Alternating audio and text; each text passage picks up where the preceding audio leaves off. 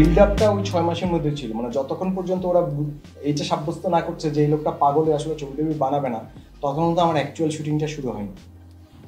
So এই লোকেশনে আগে কিন্তু 3 মাস আমি ট্রাভেল করছি, এবং এই লোকেশনে পৌঁছানোর পর 6 মাস আমি আসলে এদের সাথে যাওয়া আসা করছি, ওঠা বসা করছি, ক্যামেরা নিয়ে ঘোরাঘুরি করছি, ছবির কথা বলছি, কিন্তু অ্যাকচুয়ালি কাজটা শুরু হচ্ছে না যতক্ষণ পর্যন্ত আমি না দেখলাম যে ওদের মানে ওরা আমি গেলে কি করে, প্রথমে খুব সেজে গুজে বসে থাকে, হারমোনিয়াম নিয়ে বসে নানান রকম মানে ইয়া করার চেষ্টা করে, কোট আনকোট অ্যাক্টিং করার চেষ্টা করে, যতক্ষণ পর্যন্ত ওই পুরো ব্যাপারটা ভেঙে না গেল, যতক্ষণ পরে ওরা সাব্যস্ত না করলো যে এই লোকটা কমপ্লিটলি একটা কি বলবো পাগল পাগল এরকমই ভাবছে আসলে, যে তো খামাখাই আসে যায় হয়তো, মানে এরকম।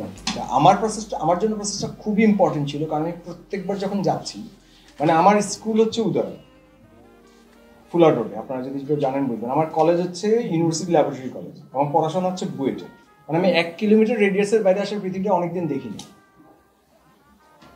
জন্ম হচ্ছে পুরনো ঢাকায় বক্সিবাজারে আমার বাসা ছিল, আমার রেডিয়াসটা খুব ছোট ছিল, আমার জন্য ওই প্রসেসটা খুব ইম্পর্টেন্ট ছিল, যখন আমার আনলার্নিং হচ্ছে, যখন আমার এদের সাথে নানা রকম ওঠা বসা হচ্ছে, বাস হচ্ছে, এদের মধ্যে ঢুকছি, এবং আমার সাবজেক্টটা ছিল আর্কিটেকচার। তো আর্কিটেকচারটা আমি খুব এলিয়ানভাবে পড়াশোনা করেছিলাম বুয়েটে, কিন্তু পরে এদের মানুষের বসবাসের মধ্যে দিয়ে যে স্থাপনা এবং স্পেসের যে সংজ্ঞা, এইটা আমাকে ভীষণভাবে ইনফ্লুয়েন্স করে, যে কারণে আমি জানি না আপনারা খেয়াল করছেন কিনা, আমার অনেক সময় ওই ভৌত কাঠামো এবং স্ট্রাকচারের প্রতি খুব অবসেশন কাজ করে ফ্রেম করার সময়, স্ট্রাকচারগুলো স্পেসগুলো কিরকম তৈরি হচ্ছে।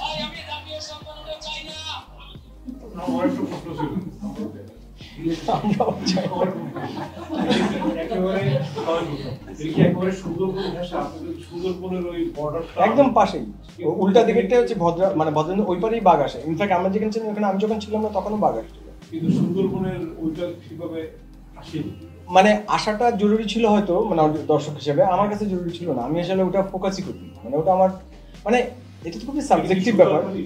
একদম সুতারখালি, বুড়ির ডাবুর যেটা একটা জায়গা আছে, বুড়ির ডাবুর, বুড়ির ডাবুর, বুড়ির চঙ্গল, গাবুড়া, পদ্মপুকুর, গাবুড়া তো একটু দূরে, গাবুড়া হচ্ছে ইয়ার দিকে, পদ্মপুকুর গাবুড়া ওটা হচ্ছে সাতক্ষীরার দিকে। আচ্ছা হইতে পারে আমি না না, এইটা হচ্ছে একদম মানে এইটা হচ্ছে দাকব থানা, দাকব সুতারখালি গ্রাম, কিন্তু আমার ওইটা প্রায়োরিটি ছিল না যে আমাকে কতটুকু আনতে হবে, এরকম কোনো চাপ নিয়ে আমি আসলে ইয়া করি, আমি বরঞ্চ অবসেস ছিলাম যে এই মানুষগুলা এবং এই বিশাল আকাশের নিচে এতটুকু মানুষ, মানে কি অসম্ভব ক্ষমতা, এটাই আমাকে ভীষণভাবে আপ্লুত করে, এবং ওই ফ্রেমের মধ্যেই থাকার চেষ্টা করি। মূলত 3টা বৃত্ত নিয়ে কাজ করি, একটা বৃত্ত ছিল রাখি নিজে, আরেকটা হচ্ছে রাখিকে ঘিরে তার পরিবার, এবং আরেকটা হচ্ছে তার পরিবারকে ঘিরে তাদের গ্রাম। বেসিক্যালি 3টা খুব সিম্পল ন্যারেটিভ, এটার মধ্যে স্ট্রাকচারে ওরকম জটিল কোনো ব্যাপার ছিল মানে প্রায়োরিটি ওয়াইজ। নামটি শুনতে কি পাও, নামটি কেন? এটা নিয়ে স্যারের একটা অবজারভেশন ছিল, আমি এই সূত্রে স্যার যদি ঢুকে যায় খুব ভালো হয়। হ্যাঁ শুনে আমাদের তো প্রশ্ন করে না মানে স্ট্রাকচার শুনতে কি পাওটা ওইভাবে শুনিতে কি পাও এরকম একটা ব্যাপার অনেকেই আমাকে সাজেস্ট করেছিলেন, এমনকি ছবিটা শেষ করার পরে 2 একবার যখন প্রিভিউ হয়েছিল অনেকে আমাকে সাজেস্ট করেছিলেন যে এই ছবিটা ডাবিং করে ফেলা উচিত, যে এটা যে এত এইরকম কীরকম ভাবে কথা বলছে ওরা লোকাল ডায়ালেক্টে বা কথ্য ভাষায়, এটা ভালো লাগছে না, শিল্পী দিয়ে ডাবিং করতে হচ্ছে। আমার অ্যাটেম্পটা একদম উল্টো ছিল, যে শুনিতিকে পাওয়াটা হচ্ছে আমরা যারা সাধুজন আছি এই ব্রাত্যজনের জন্য আসলে শুনতে কি পাওয়া বা তার মতো করে তার ভাষায়, সেটাই এটা আমার একটা অবসেশন, ব্যক্তিগত অবসেশন নির্মাতার দিক থেকে। আর একটু মেলো হয়ে যায় ব্যাপারটা, কিন্তু আমার কাছে ব্যাপারটা আসলে এক ধরনের একটা অন্যরকম সেলিব্রেশন অফ লাইফ আমি নিজে এক্সপেরিয়েন্স করেছি। মানে আমি যেটা একটু আগে বলার চেষ্টা করলাম যে আমার আরবান ব্যাকগ্রাউন্ডের কারণে আমার এই এক্সপোজারটা একদমই ছিল না, এবং আমার কাছে ওই সময় মানে ব্যাকগ্রাউন্ডের জায়গা থেকে আমি আসলে জীবন মানে হচ্ছে কতগুলো বিল্ডিং এবং কতগুলো গাড়ি বাড়ির একটা স্ট্রাকচারের মধ্যেই তো ছোটবেলা থেকে বড় হয়েছে। তো সেইখানে যে এটা একদম এরকম একটা খোলা জীবন হইতে পারে যেখানে কিনা একটা নদীর পাড়ে, এবং এটা যাদের ব্যাকগ্রাউন্ড এখানে আপনার অনেকেই প্রিভিলেজ আছেন, আপনি হয়তো ব্যাকগ্রাউন্ডটা গ্রামের, মানে সেটা আপনার কাছে হয়তো একদমই মানে স্বাভাবিক মনে হতে পারে। আমার জন্য ব্যাপারটা সাংঘাতিক ডিসকভারি ছিল, এবং সেই ডিসকভারিটা আমি আমার অডিয়েন্স দেখতে পাচ্ছি কিনা, শুনতে পাচ্ছি কিনা। এখানে যে একটা সাইলেন্ট একটা যে বাতাসের শব্দ আছে, এখানে আপনি দেখেন যে এই ল্যান্ডস্কেপের এক ধরনের বৃষ্টি যখন আসে তার একটা সোদা গন্ধ যেটাকে বলে, সেটা আমি সাউন্ডে আনার চেষ্টা করেছি।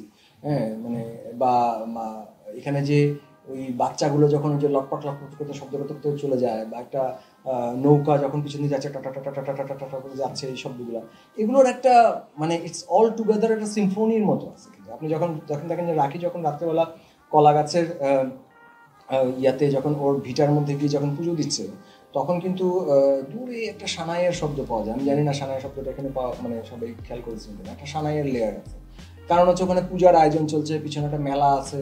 এখন এটা অন্য আলোচনা যে সানাই শব্দটাকে আমি পরে বসাইছি না, অ্যাকচুয়ালি রেকর্ডিংই ছিল। বা যখন সকালবেলা ওই যে না দিন না রাত এরকম একটা মাহেন্দ্রক্ষণে একজন নদীতে ভেসে ভেসে যাচ্ছে, ওই যে গানটা যে গায় যে হ্যাঁ, প্রথম শব্দটা ভুলে গেছি, প্রাণমতী সুখসারী। হ্যাঁ, প্রাণমতী সুখসারী যে গাও হে বলে যে সে ভোরের বেলা যে যাচ্ছে, তো এইগুলোর একটা কমপ্লিট একটা এর যে কমপ্লিট এমব্রায়ো, এর যেভাবে এই টোটাল একটা মানে বাতাস আকাশ নদী পানি মিলায় মানুষ যে টোটাল একটা সিম্ফনির মধ্যে এক্সিস্ট করে, সেই সিম্ফনিটা আমি খুব সেলিব্রেট করছি, এবং I wanted my audience to মানে সেটা শুনতে পাচ্ছি কিনা। আমি যদি এক কথা আপনার কাছে জানতে চাই, জি, আপনি কি শোনাতে চেয়েছেন? এই সেলিব্রেশন অফ লাইফ, জীবনের যে একটা অদ্ভুত সুন্দর উদযাপন, এটা আপনি শুনতে পাচ্ছেন কিনা এই সিম্ফনিটা। আচ্ছা কামাল ভাই, আপনার চরিত্রকে অভিনয় করাতে কষ্ট হয়েছে, কারণ ওরা তো প্রফেশনাল ছিল, এটা খুবই চ্যালেঞ্জিং ব্যাপার না?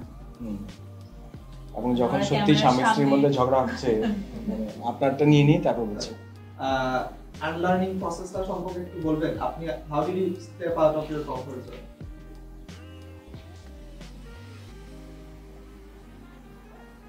মানে এটা মানে ইট হ্যাপেন্ড, মানে when you start মানে এটা যেটা হচ্ছে যে আনলার্নিংটা তো আসলে একদিন হঠাৎ করে সকালবেলা ঘটে না। এটা নানান রকম পঠন পাঠনের মধ্যে দিয়ে, আশেপাশে নানান রকম মানে এক্সপোজারের, বন্ধু বান্ধবের আলোচনা, আড্ডা, বাহাস, অনেক কিছুর মধ্যে দিয়ে চলতে থাকে।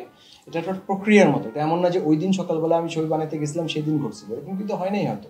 মানে ধরেন আমি পড়াশোনা করে আর্কিটেকচারটা প্র্যাকটিস করি নাই, তো এটা কেন করি নি আমি জানি না। I always wanted to make a film, মানে এবং সেটা যে শুনতে হবে আমি জানতাম না, সেটাও আরও অনেক বছর লেগে গেছে তারপর। সো ওই প্রসেসটার মধ্যে নানান রকম মানে তর্ক বিতর্ক, আড্ডা, ছবি দেখা, বাহাস, অনেক প্রক্রিয়ার মধ্যে দিয়ে একটা মানুষের আনলার্নিং হয়। তো এটা স্পেসিফিক কোনো পয়েন্ট আসলে আমি আলাদা করে মনে করতে পারছি না। আর আনলার্নিংটা আর্টিস্ট দিয়েও হয়, কিন্তু মানে আর্টিস্ট দিয়ে কীভাবে হয়, এখানে কিন্তু যে একদমই দু একজনকে ট্রেডিশনাল আর্টিস্ট ভাবা হয় নাই শুরুর দিকে তা না।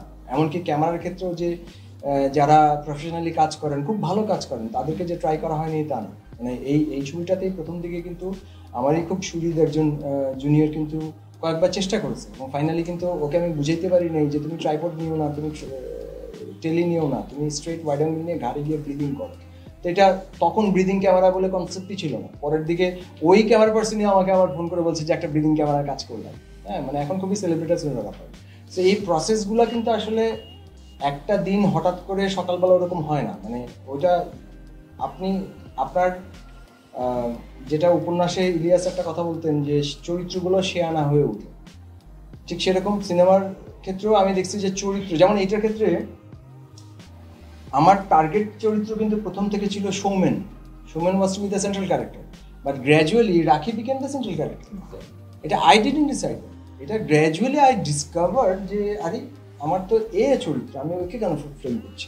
তো এইটা কিন্তু তার মানে কি, মানে ওই আনলার্নিংটা কিন্তু সবসময় প্রতিদিনকার এভরি সিদ্ধান্তের মধ্যে ঘটছে, একটু একটু করে ঘটছে। এখন আমি রেট্রোস্পেক্টে বলতে পারছি যে এই ঘটনাটা আনলার্নিং ছিল, ওই মুহূর্তে কিন্তু আমি জানতাম না। ওই মুহূর্তে আই ওয়াজ ডিলিং, নেগোশিয়েটিং, আমি একটা বার্গেন প্রসেসের মধ্যে দিয়ে যাচ্ছিলাম। আমার উদ্দেশ্য ছিল যে ছবিতে কিভাবে মানে আমি আপনার যেটাকে বলে সাসপেনশন অফ ডিসবিলিফ কাজ করানো যায় কীভাবে, যে আপনি আছে না যে আমরা তো ধরেই নিই যে এই ছবিটা এই হিরো হিরোইন, এই ফ্রেমওয়ার্কটা কীভাবে ভাঙা যায়। যে আমরা তো ধরেই নিই যে এটা দেখলেই চকচকে মনে হবে, এই ফ্রেমওয়ার্কটা কিভাবে ভাঙাবে? আমরা তো ধরেই নিই যে এটা টেলিতে একটু মানে সফট ফোকাস হবে, একটু ডেপথ অফ ফিল্ড থাকবে। এই জিনিসগুলো আমার ভাঙার চেষ্টা ছিল, ইচ্ছা ছিল জাস্ট ভাঙার। মানে সেইখান থেকে আনলার্নিংটা শুরু হয়, যে আমি ভাঙবো, যেটা আমাকে বলা হবে করা যাবে না সেটা কি শুরু করা যায়। হ্যাঁ, এটা হয় না, এখানে লাইফ সাউন্ড হয় না। হ্যাঁ, যে আপনি লাইফ সাউন্ড করতে পারবেন না, কেন হবে না লাইফ সাউন্ড? মানে এরকম ছোট ছোট জিনিস থেকে হচ্ছে। আর অনেকগুলা ক্ষেত্রেই আর্টিস্টের ক্ষেত্রে এমন হয়েছে যে আমি জানি এরা সারাক্ষণ ঝগড়া করতেছে, আমার স্ক্রিপ্টে একটা ঝগড়া আছে, আমি চাই একটা ঝগড়া থাকুক, কিন্তু ক্যামেরার সামনে কখনো ঝগড়া করে না, তখন আমি ঝগড়া লাগাই দিচ্ছি। ওই বিহাইন্ড দ্য সিনটা ছোট, বাট আমি লাগাই দিচ্ছি, এটা আমি সিরিয়াসলি লাগাই দিচ্ছি। মানে এদের মধ্যে ঝগড়া আমি লাগাইছি আসলে, যেটা ক্যামেরায় নাই, আপনি সিনে দেখতে পাচ্ছেন। তো ফিল্ম মেকার হলে তো একটু শয়তান হতে হয়, ভালো মানুষ তো সেই বানাইতে হবে। বাচ্চাদের আপনি কিভাবে রেডি করেছেন এটার জন্য? আর এছাড়া আপনার পুরো টিম কি ঝড়ের জন্য রেডি ছিল? ভালো কথা বলছেন। বাচ্চাদের রেডি করছি, তার একটা উদাহরণ দিলে বুঝতে পারবেন। আমি পুরোটা সময় শুট করছি কিন্তু 3টা বাচ্চা, এবং বাচ্চাদের শুট কিন্তু সবচেয়ে বেশি আমার ওয়েস্টেজ ফুটেজ। কিন্তু এডিট করতে গিয়ে আমি 3টাকে কিছুতেই দেখলাম যে মানে শুটিং পর্যায়েই ম্যানেজ করতে পারিনি, যে কে যেন কতদিনের প্রসেস ছিল। এটা প্রায় 20 মাসের মানে ট্রিপ ছিল, 12টা ট্রিপ ছিল all together, 20 month, within a length of 20 months, 20 plus months যে যাওয়া আসা করেছি। তো এই পুরোটা সময় কিন্তু আমি বাচ্চাদের শুট করছি, এবং বাচ্চারা এর মধ্যে বড় হয়ে যাচ্ছে। আবার এডিটে দেখা যাচ্ছে আমি আসলে আগেরটা পরেরটা আগে ইউজ করছি, কখনো বাচ্চাকে ছোট মনে হচ্ছে। তো এই চ্যালেঞ্জগুলো তো টেকনিক্যাল জিনিস ফেস করতে হয়। বাচ্চাদের ডিল করার সবচেয়ে সহজ উপায় হচ্ছে আমার জন্য এটা ছিল যে আমি কিছু সিচুয়েশনস চাচ্ছিলাম, আমি কিছু ইন্টারাকশনস চাচ্ছিলাম, সেইটার জন্য আমাকে ননস্টপ ওদের সাথে জাস্ট বসে থাকতে হচ্ছে, গল্প করা, ছবি তোলা। এবং 3টা চরিত্রকে আমি শুট করেছি, এডিটে গিয়ে একটাকে আমি রাখতেই পারিনি ওই ঝামেলার জন্য। মানে ছোট করতে করতে, রাশ ফেলতে ফেলতে ওই একটাকে বাদ দিতে দিতে শেষে ওই 2টা মোটামুটি এইটুক টিকে গেছে। আর আপনার দ্বিতীয় অংশটা কি ছিল? ঝড়ের জন্য আমার টিম শুধু রেডি ছিল না, স্ক্রিপ্টে কিন্তু আমরা দেখতে পাচ্ছি যে আমরা কিন্তু মাঝখান থেকে এডিট শুরু করি, এবং এডিটে আমরা বসে আলোচনা করছি যে তাহলে আমাদের এটা কি হবে, সাধারণত কি হয়, অতঃপর তারা সুখে শান্তিতে বসবাস করতে পারবে, এটাকে ভাঙা যায় কি হবে? তাহলে এটাকে ভাঙা যায়, যেখান থেকে শুরু হয়েছিল সেখানে ব্যাক করা যায় না, ইটস লাইক এ সাইকেল। তো সাইকেলটাতে ব্যাক করা, তাহলে শুরুতে যদি ঝড় হয় তাহলে আরেকটা ঝড় আনতে হবে। এখন ঝড়ের সিজন যেটা সবসময় থাকে, আমরা জানি অমুক মাসে ঝড় হবে, অমুক সময় বৃষ্টি হবে, অমুক সময় এই হবে। তো আমরা এডিটের প্রায় শেষ পর্যায়ে সিদ্ধান্ত নিলাম যে আমরা ঝড়েই শুট করবো, কিন্তু আমাদের এটা বোধহয়, if I am not wrong, ফেব্রুয়ারি, কারণ আমার মনে আছে বার্লিনে তখন এডিটিং লাগেছিল, ফেব্রুয়ারির পরে আমরা ছুটিটা প্রায় ক্লোজ করছি, এবং আমরা তো ঝড় দরকার, এবং তখন এপ্রিলে ঝড় শুরু, মে মাসে ঝড় শুরু, আমাদের এখন প্ল্যান ছিল। তখন ইয়াহু ছিল, ইয়াহুতে ওয়েদার ফোরকাস্ট পাওয়া যেত, আমরা লিটারেলি ওয়েদার ফোরকাস্ট ধরে যে আগামী মাসে অত তারিখে ঝড়, এত থেকে এত অমুক জায়গায় ঝড় হইতে পারে। তো আমার আবছা মনে আছে, কোন মাস মনে নেই, 15 একটা কোনো মাসের তারিখে আমাদের যাওয়ার কথা, যে ওই সময়ের দিকে একটা ঝড় হইতে পারে। কিন্তু আমরা গিয়ে প্রায় 7 দিন না, মনে হয় 20-21 তারিখে আগে পর্যন্ত ঝড় আসে না, এবং যেই দিন ঝড়টা আসে সেই দিন আমি নিজে ক্যামেরায় ওই মুহূর্তে ছিলাম না। ইট ওয়াজ এ কমপ্লিট ডিজাস্টার, বাট তারপরে আমরা জিনিসটা ম্যানেজ করার চেষ্টা করছি যে কীভাবে।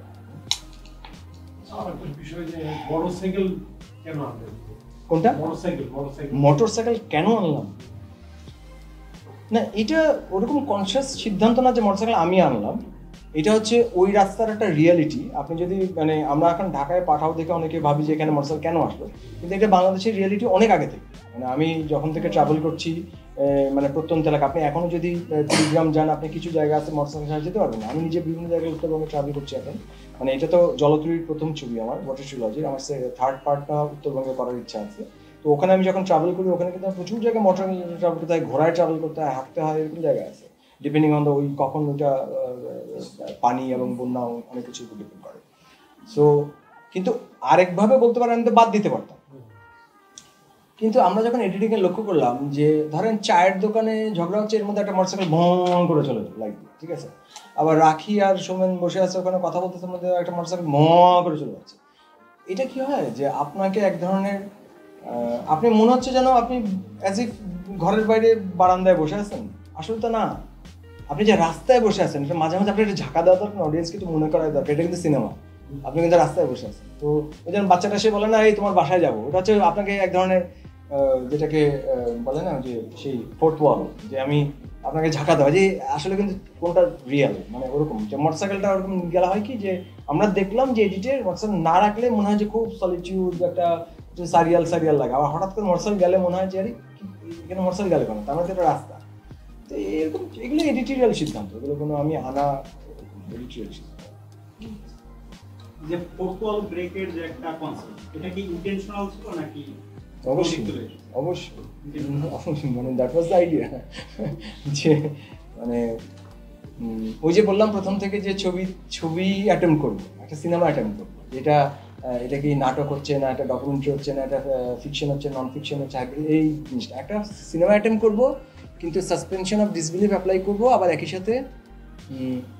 এবং এটা কিন্তু অনেকটা সময় পরে আসে, প্রায় হাফ চলে যায়, আপনি কাইন্ড অফ ঢুকে গেছেন ছবিটাতে, আপনি কিন্তু ওটা প্রায় হাফ অ্যান আওয়ার আগে ছবির প্রায় মানে লাস্ট থার্ডে আসে কিন্তু। তো আমাদের হাতে অনেকগুলো অপশন ছিল, আমরা প্রথমে করতে পারতাম, আমরা মাঝখানে করতে পারতাম, শেষে দেখলাম যে না, যখন প্রায় ভুলে গেছে, যখন মানুষ ফ্যাটিগ নিয়ে ছবি দেখতেছে যে এইটা শেষ হবে কখন, মানে এরকম একটা জায়গায় চলে, তখন ওরা আবার ধাক্কা দেয়। মানে এটা একটা ট্রিটমেন্ট হিসেবে কাজে লাগানো, যে এগুলো কিন্তু বেসিক্যালি টেকনিক, সিনেমার টেকনিক, যে আমি অডিয়েন্সকে একটু মাঝে মাঝে তুলে ধরা, একটু লেখালেখিতেও হয়, একটু একদমই টেকনিক এগুলো, যে কখন ওকে একটু তুলে ধরবে আবার, যে অডিয়েন্স যাতে আবার ঘুমায় না, আবার ধাক্কা দেয়।